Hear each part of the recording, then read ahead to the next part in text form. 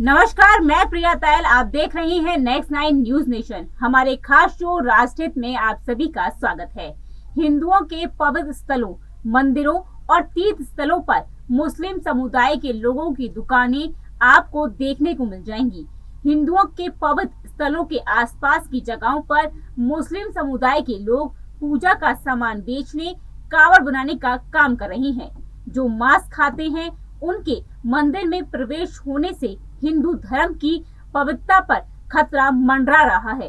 ऐसे में सवाल ये है कि क्या मंदिरों के आसपास और भारतीय मुस्लिम समाज की दुकानें हिंदू धार्मिक स्थलों की पवित्रता को खंड करने के लिए सोची समझी साजिश के तहत की जा रही है? क्या सरकार को इसके खिलाफ कार्रवाई नहीं करनी चाहिए?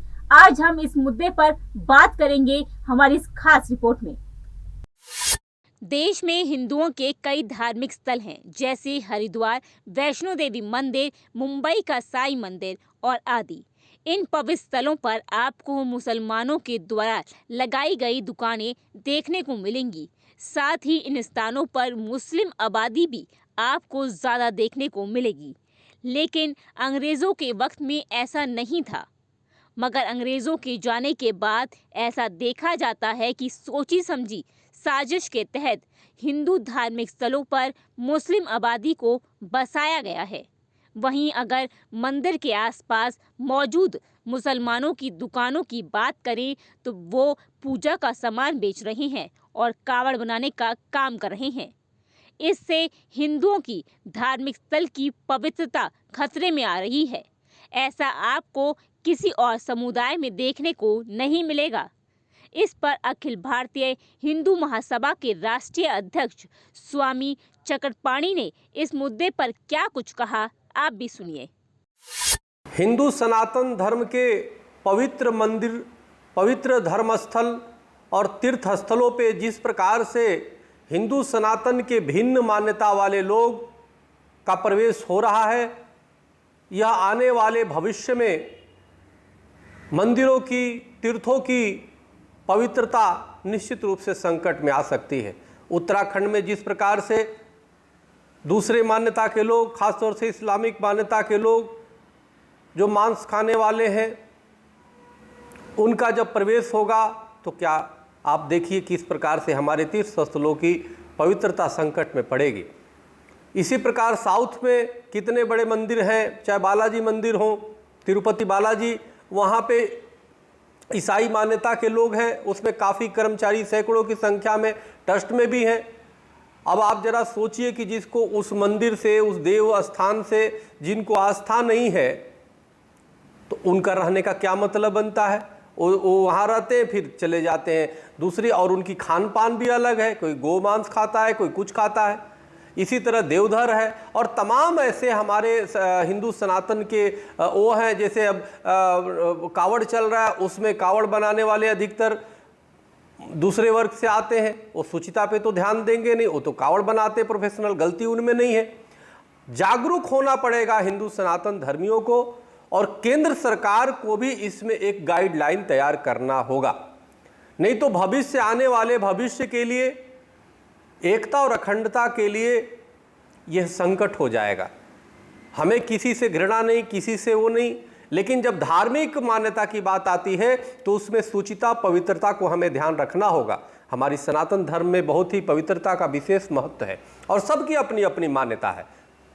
जब मक्का यात्रा में कोई दूसरा वर्ग तो नहीं जा सकता, तो इसलिए हिंदू सनातन धर्म को अक्षुण्ण रखने के लिए, भविष्य में आपसी भाईचारा बिगड़े न, एकता अखंडता प्रभावित न हो कोई उपद्रवियों द्वारा, क्योंकि उनका खान पान अलग है, उनके तौर तरीके अलग हैं, उनको इस पे आस्था तो है नहीं। तो इसलिए एक गाइडलाइन तैयार सरकार को करना चाहिए और हिंदू सनातन धर्मियों को जागरूक होना चाहिए और अपने तीर्थस्थल, अपने धार्मिक मान्यताओं को, सुचिता, पवित्रता को बचाए रखने के लिए ठोस पहल करने जाने की आवश्यकता है। अनुच्छेद 26 के तहत एक समुदाय अपनी धार्मिक स्थल की देखरेख खुद कर सकता है, लेकिन भारत सरकार के कंट्रोल में सिर्फ मंदिर है, ना एक भी मस्जिद, दरगाह, गुरुद्वारे और चर्च नहीं है। सिर्फ मंदिर की भारत सरकार मैनेजिंग और देखभाल करने का काम देखती है, जबकि मस्जिद की बात करें तो उस समुदाय की कमेटी करती है। वहीं भारत सरकार मंदिरों में चढ़ने वाले पैसे यानी दान पर टैक्स लगाती है, जबकि बाकी किसी समुदाय के साथ ऐसा नहीं होता है। इस मुद्दे पर वकील अश्वनी उपाध्याय ने इस पर विस्तार से बताया है। भारत में एक भी मज़ार, एक भी दरगाह, एक भी मस्जिद सरकार के कंट्रोल में नहीं है।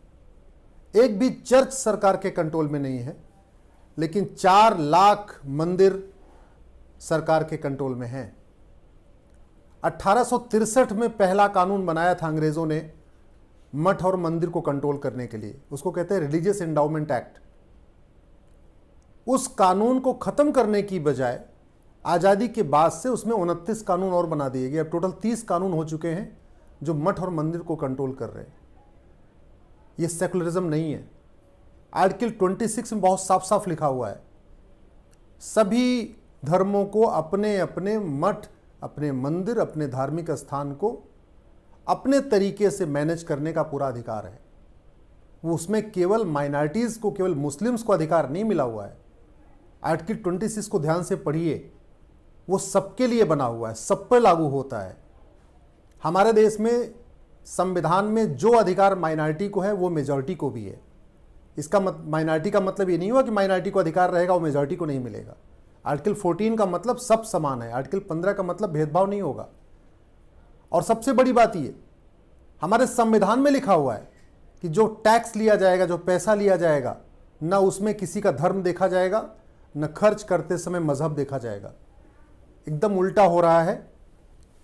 हिंदुओं के मंदिरों से उनका चढ़ावा लिया जा रहा है, धर्म के आधार पर टैक्स लिया जा रहा है और मजहब देख के टैक्स खर्च किया जा रहा है।